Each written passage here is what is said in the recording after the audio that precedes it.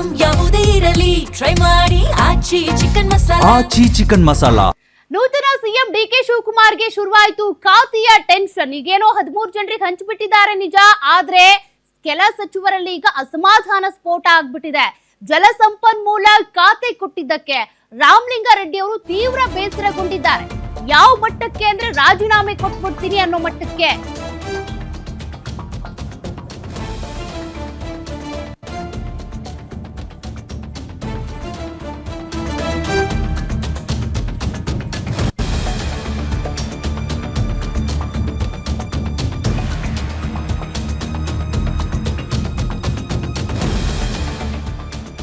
ಜಲಸಂಪನ್ಮೂಲ ಖಾತೆ ಕೊಟ್ಟಿದ್ದಕ್ಕೆ ರಾಮಲಿಂಗಾರೆಡ್ಡಿ ಅವರಿಗೆ ಈಗ ತೀವ್ರ ಬೇಸರ ಇದೆ, ಅಸಮಾಧಾನ ಇದೆ. ಡಿಕೆ ಶಿವಕುಮಾರ್ಗೆ ಕರೆ ಮಾಡಿ ಅಸಮಾಧಾನ ಹೊರಹಾಕಿದ್ದಾರಂತೆ.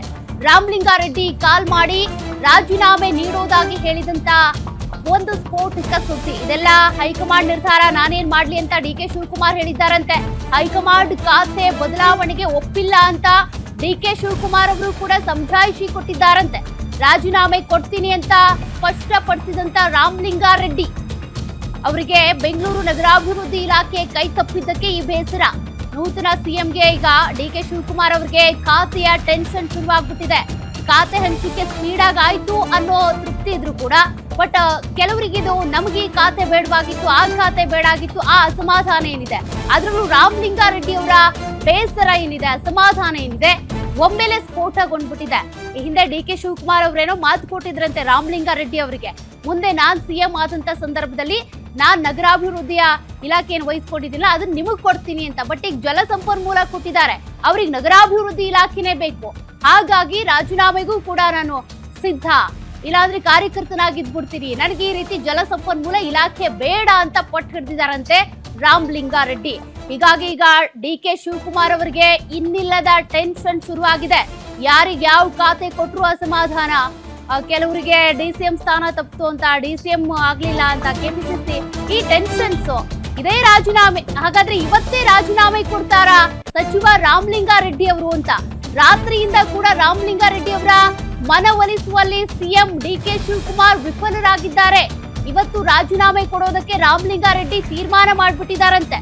ಹಾಗಾಗಿ ಏನಾಗಬಹುದು? ಹಾಗಾದ್ರೆ ಮೊದಲೇ ಟೆನ್ಷನ್. ಯಾವುದೇ ಕ್ಷಣದಲ್ಲೂ ಸಚಿವ ಸ್ಥಾನಕ್ಕೆ ರಾಜೀನಾಮೆಗೆ ತೀರ್ಮಾನ ತೆಗೆದುಕೊಂಡಿದ್ದಾರಂತೆ.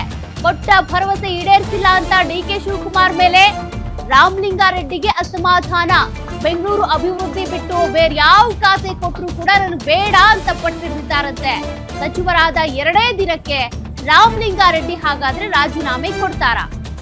ನಿನ್ನೆ ರಾತ್ರಿಯಿಂದಲೂ ಕೂಡ ಡಿಕೆ ಶಿವಕುಮಾರ್ ಅವರು ಎಷ್ಟೇ ಸಮಾಧಾನ ಪಡಿಸೋದಕ್ಕೆ ಟ್ರೈ ಮಾಡಿದ್ರು ಕೂಡ ರಾಮಲಿಂಗಾರೆಡ್ಡಿ ಅವರು ಅದಕ್ಕೆ ಸೊಪ್ಪು ಹಾಕಿಲ್ವಂತೆ. ನೀವು ನನಗೆ ಮಾತು ಕೊಟ್ಟಿದ್ರಿ, ಅದ್ರ ಪ್ರಕಾರ ನನಗೆ ಬೆಂಗಳೂರು ಅಭಿವೃದ್ಧಿ ಇಲಾಖೆನೆ ಬೇಕು ಅಂತ ಪಟ್ಟು ಹಿಡಿದಿದ್ದಾರಂತೆ. ಹೀಗಾಗಿ ಈಗ ಡಿಕೆ ಶಿವಕುಮಾರ್ ಅವ್ರಿಗೆ ದೊಡ್ಡ ತಲೆ ಬಿಸಿ ಇದು. ಅದರಲ್ಲೂ ರಾಮಲಿಂಗಾರೆಡ್ಡಿ ಅವರ ವಿಚಾರ. 13 ಖಾತೆಗಳೀಗ ಹಂಚಿಕೆ ಆಗಿದ್ರು ಕೂಡ ರಾಮಲಿಂಗಾರೆಡ್ಡಿ ಅವರು ಪಟ್ಟು ಹಿಡಿದು ಬಿಟ್ಟಿದ್ದಾರೆ, ನನಗೆ ಕೊಟ್ರೆ ಬೆಂಗಳೂರು ನಗರಾಭಿವೃದ್ಧಿ ಇಲಾಖೆ ಕೊಡಿ ಅಂತ. ಡಿಕೆ ಶಿವಕುಮಾರ್ ವಿರುದ್ಧ ರಾಮಲಿಂಗಾರೆಡ್ಡಿ ಅಭಿಮಾನಿಗಳು ಕೂಡ ಕಿಡಿಕಾರಿದ್ದಾರೆ. ರೆಡ್ಡಿಗೆ ಬೆಂಗಳೂರು ಅಭಿವೃದ್ಧಿ ಖಾತೆ ಕೈ ತಪ್ಪಿದ್ದಕ್ಕೆ ಆಕ್ರೋಶ ವ್ಯಕ್ತವಾಗಿದೆ. 3 ವರ್ಷದ ಹಿಂದೆ ರೆಡ್ಡಿಗೆ ಮಾತು ಕೊಟ್ಟು ಹಾಗಾದ್ರೆ ತಪ್ಪಿದ್ರ ಡಿಕೆ ಬ್ರದರ್ಸ್? 3 ವರ್ಷದ ಹಿಂದೆ ರಾಮಲಿಂಗಾರೆಡ್ಡಿ ಮನೆಯಲ್ಲಿ ಒಂದು ಸಂಧಾನ ಮಾತುಕತೆ ನಡೆದಿತ್ತು.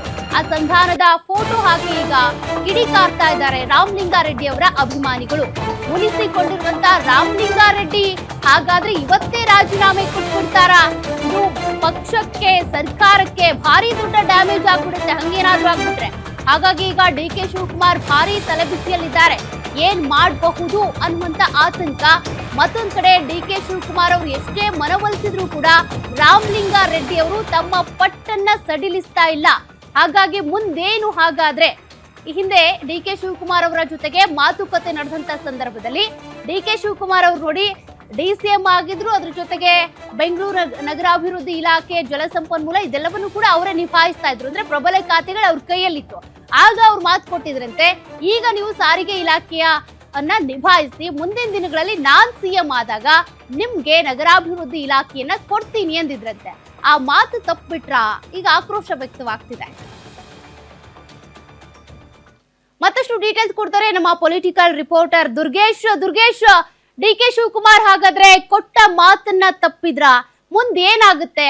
ಒಂದ್ ವೇಳೆ ರಾಮಲಿಂಗಾರೆಡ್ಡಿ ರಾಜೀನಾಮೆ ಕೊಟ್ಟಿದ್ದೆ ಆದ್ರೆ ಸರ್ಕಾರಕ್ಕೆ ಡ್ಯಾಮೇಜ್ ಅಂತೂ ಆಗುತ್ತೆ. ಹೆಂಗ್ ನಿಭಾಯಿಸ್ತಾರೆ ಇದನ್ನ?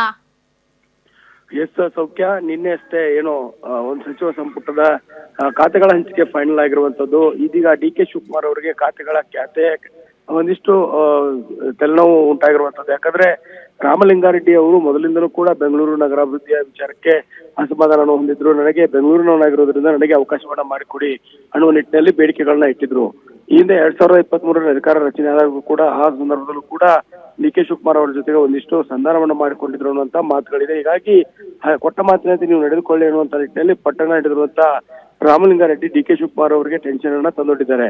ಈಗ ಅಧಿಕಾರ ಹಂಚಿಕೆ ಆಗಿದೆ. ಕೃಷ್ಣ ಬೈರೇಗೌಡ ಅವರಿಗೆ ಬೆಂಗಳೂರು ನಗರಾಭಿವೃದ್ಧಿ ಖಾತೆಯನ್ನು ಕೊಡಲಾಗಿದೆ. ಇದರಿಂದಾಗಿ ರಾಮಲಿಂಗಾರೆಡ್ಡಿ ಅವರು ಅಸಮಾಧಾನ ಹೊಂದಿದ್ದಾರೆ.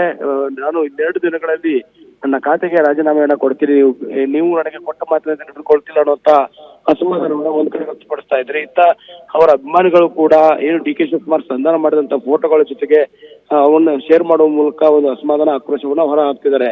ಹೀಗಾಗಿ ಆರಂಭದಲ್ಲಿಯೇ ಡಿ ಕೆ ಶಿವಕುಮಾರ್ ಅವರಿಗೆ ಒಂದು ಖಾತೆಗಳ ಖಾತೆ ಕೆಲವು ಟೆನ್ಷನ್ ಅನ್ನ ಉಂಟು ಮಾಡ್ತಾ ಇದೆ. ಯಾಕಂದ್ರೆ ತಡರಾತ್ರಿಯವರೆಗೂ ಕೂಡ ರಾಮಲಿಂಗಾರೆಡ್ಡಿ ಅವರ ಮನವೊಲಿಸುವುದಕ್ಕೆ ಮುಂದಾದ್ರೂ ಕೂಡ ರಾಮಲಿಂಗಾರೆಡ್ಡಿ ಅವರು ಯಾವುದೇ ಕಾರಣಕ್ಕೂ ಕೂಡ ನಾನು ಹಿಂದೆ ಸರಿಯಲ್ಲ, ನನಗೆ ಬೆಂಗಳೂರು ನಗರಾಭಿವೃದ್ಧಿ ಖಾತೆಯನ್ನೇ ಕೊಡಬೇಕು ಅನ್ನುವಂತ ಪಟ್ಟಣ ಹಿಡಿದಿದ್ದಾರೆ. ಹೀಗಾಗಿ ರಾಮಲಿಂಗಾರೆಡ್ಡಿ ಅವರ ನಡೆ ಮುಂದಿನ ದಿನಗಳಲ್ಲಿ ಯಾವ ರೀತಿಯಂತೆ ಸಚಿವ ಸ್ಥಾನಕ್ಕೆ ರಾಜೀನಾಮೆ ಕೊಡ್ತಾರಾ ಅನ್ನುವಂಥದ್ದು ಬಹಳ ಕುತೂಹಲ ಮೂಡಿಸ್ತಾ ಇದೆ. ಇನ್ನೇನು 2ನೇ ಪಟ್ಟಿಯೂ ಕೂಡ ಬಿಡುಗಡೆ ಆಗುವಂತದ್ದು. ಈ ಮೊದಲ ಪಟ್ಟಿಯಲ್ಲಿಯೇ ಬೆಂಗಳೂರು ನಗರಾಭಿವೃದ್ಧಿ ಕೈತಪ್ಪಿರೋದಕ್ಕೆ ಸಾಕಷ್ಟು ಅಸಮಾಧಾನ ಆಕ್ರೋಶ ರಾಮಲಿಂಗಾರೆಡ್ಡಿ ಅವರಿಂದ ವ್ಯಕ್ತವಾಗ್ತಾ ಇದೆ. ಡಿ ಕೆ ಶಿವಕುಮಾರ್ ಅವರು ನೀವು ಪದೇ ಪದೇ ಕೊಟ್ಟು ಮಾತು ಅಂತ ಸಿದ್ದರಾಮಯ್ಯ ಅವರನ್ನ ಕೇಳ್ತಾ ಇದ್ರಿ, ಆದ್ರೆ ಇದೀಗ ನೀವು ಕೊಟ್ಟ ಮಾತಿನಂತೆ ನಡೀತಾ ಇಲ್ಲ ಅನ್ನುವಂತ ಮಾತನ್ನ ನಿನ್ನೆ ನಡೆದಂತ ಸಭೆಯಲ್ಲೂ ಕೂಡ ಡಿ ಕೆ ಶಿವಕುಮಾರ್, ಕೃಷ್ಣ ಬೈರೇಗೌಡ ಮತ್ತೆ ರಾಮಲಿಂಗಾರೆಡ್ಡಿ ಅವರ ಜೊತೆಗೆ ಒಂದು 20-25 ನಿಮಿಷಗಳ ಕಾಲ ವಿಧಾನಸೌಧದ ಸಿಎಂ ಕೊಠಡಿಯಲ್ಲೂ ಕೂಡ ಸಭೆ ನಡೆದಿತ್ತು. ಹೀಗಾಗಿ ಸುತಾರಾಮ್ ಯಾವುದೇ ಮಾತುಗಳಿಗೂ ಮನವೊಲಿಕೆಗೆ ರಾಮಲಿಂಗಾರೆಡ್ಡಿ ಅವರು ಹೋಗ್ತಾ ಇಲ್ಲ. ಇನ್ನೇನು ಖಾತೆಗಳ ಬದಲಾವಣೆ ಏನಾದ್ರು ಮಾಡದೇ ಇದ್ರೆ ರಾಜೀನಾಮೆ ಕೊಡೋದು ಫಿಕ್ಸ್ ಎನ್ನಲಾಗ್ತಾ ಇದೆ. ಹೀಗಾಗಿ ಡಿ ಕೆ ಶಿವಕುಮಾರ್ಗೆ ಇದೊಂದಿಷ್ಟು ತೆಲ್ಲವಾಗಿದೆ. ಡಿ ಕೆ ಶಿವಕುಮಾರ್ ಅವರು ಕೂಡ ಇದು ಹೈಕಮಾಂಡ್ ನಾಯಕರಿಗೆ ಕಳಿಸಿದಂತ ಪಟ್ಟಿ, ನಾವು ಒಂದಿಷ್ಟು ಬದಲಾವಣೆ ಮಾಡೋದಕ್ಕೆ ಅವಕಾಶವನ್ನ ಮಾಡಿಕೊಡಿ ಅನ್ನುವಂತ ನಿಟ್ಟಲ್ಲೂ ಕೂಡ ಕೇಳಿದ್ದೇವೆ. ಹೀಗಾಗಿ ನೀವು ಒಂದಿಷ್ಟು ಸಮಾಧಾನದಿಂದ ಇರಿ ಅನ್ನುವಂತ ಮಾತುಗಳನ್ನ ಹೇಳಿದ್ರು ಕೂಡ ರಾಮಲಿಂಗಾರೆಡ್ಡಿ ಅವರು ಯಾವುದೇ ರೀತಿಯಾದಂತ ಮನವೊಲಿಕೆಗೆ ಹೋಗ್ತಾ ಇಲ್ಲ. ರಾಜೀನಾಮೆ ಕೊಡ್ತೀನಿ ಅನ್ನುವಂತ ಮಾತುಗಳನ್ನ ಹೇಳಿರೋದ್ರಿಂದ ರಾಜ್ಯ ಸರ್ಕಾರಕ್ಕೆ ಇದು ಆರಂಭದಲ್ಲೇ ವಿಘ್ನ ಆದಂತಾಗಿದೆ. ಸೌಖ್ಯ. Okay, thank you Durgesh ಡೀಟೇಲ್ಸ್ಗೆ.